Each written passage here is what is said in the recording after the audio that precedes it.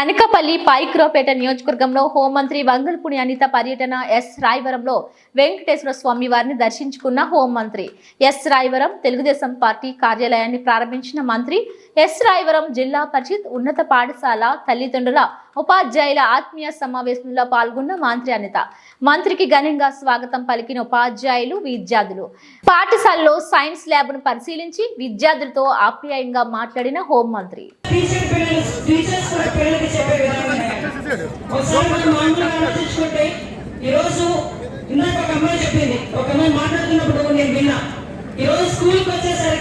School uniforms ఇస్తున్నారు, belt ఇస్తున్నారు, shoe ఇస్తున్నారు, బ్యాగ్ ఇస్తున్నారు, పుస్తకాలు ఇస్తున్నారు, మంచి భోజనం పెడుతున్నారు. ఇటువంటి సిచ్యువేషన్స్ లో కూడా ఎక్కడో ప్రైవేట్ స్కూల్లో చదివిస్తే పిల్లలకి బాగా చెప్తారు ఒకే ఒక ఉద్దేశంతో ప్రైవేట్ స్కూల్స్ పంపిస్తారు. కానీ ఈ రోజు గవర్నమెంట్ స్కూల్లో చదివే టీచర్స్ కనుక వాళ్ళ క్వాలిఫికేషన్ కనుక చూస్తే ప్రైవేట్ స్కూల్లో చెప్పే వాళ్ళకి అంటే నేను ఎవరిని విమర్శించట్లా, గవర్నమెంట్ స్కూల్లో ఏ రకమైన స్టాఫ్ ఉంటారో చెప్పడానికి ఈరోజు మీ అందరికీ చెప్పాలి. కాబట్టి బీఈడీ చేసి డైట్ ట్రైనింగ్ అయ్యి పీసీ చేసుకొని ఒక పక్క వాళ్ళు రోజు రోజుకి చేస్తున్న మారుతున్న పాఠ్యాంశాలు బట్టి ట్రైనింగ్ చేసుకొని ఓవరాల్ గా చెప్పాలంటే ఫుల్ ట్రైనింగ్ తో ఈరోజు బయటకు వచ్చి పిల్లలకి పాఠాలు చెప్పే పరిస్థితి కనిపిస్తాం. మేము ఏంటంటే ఈరోజు ఒకటి కొన్ని సందర్భాల్లో నేను చూసిన సందర్భాలు ఇంతకు ముందు అమ్మ పిల్లలకి భోజనం పెట్టాలంటే అలా రోడ్డు మీదకి తీసుకొచ్చి ఆ వెళ్ళిపోతున్న రిక్షానో సైకిల్నో ఆటోనో కార్నో ఏదో చూపించి లేదా చంద్రబాబులో చూపించి భోజనం పెట్టేవారు. ఈ రోజు ఎలా పెడుతున్నారు భోజనం? భోజనం కనుక సెల్ ఫోన్ చేతిలో పెట్టేస్తున్నారు.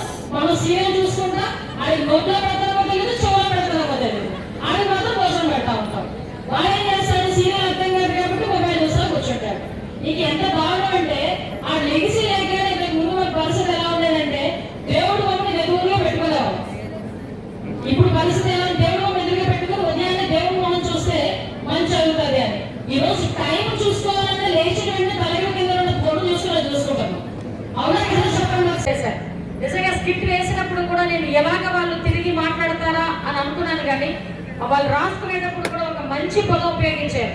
ముఖ్యంగా మగపిల్లలైనా ఆడపిల్లలకైనా తొలి గురువు తల్లే.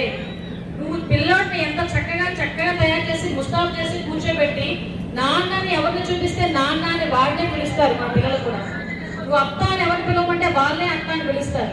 నువ్వు ఎవరిని అన్నయ్య అని చూపిస్తే వాడిని అన్నయ్య అనుకుంటారు. అంటే నీ పిల్లలకి నువ్వు ఏమి నేర్పిస్తే అదే ఈరోజు ఆ పిల్లలు క్యారీ ఫార్వర్డ్ చేసుకొని ఫర్దర్గా తర్వాత ముందుకెళ్తారు. నీ పిల్లోడికి అమ్మాయి ఇది మంచి ఇది చెడు వాళ్ళకి తల్లి కనుక చెప్పగలిగితే అదే తొలి గురువు తల్లే అవుతుంది. తర్వాత స్కూల్ దగ్గరికి వచ్చేసరికి నేను చదువులతో పాటు విలువలు నేర్పించే పద్ధతిలో స్కూల్లో టీచర్స్ ఉంటారు. ఓవరాల్ గా రెండూ కలిసి ఒక మంచి పౌరుడు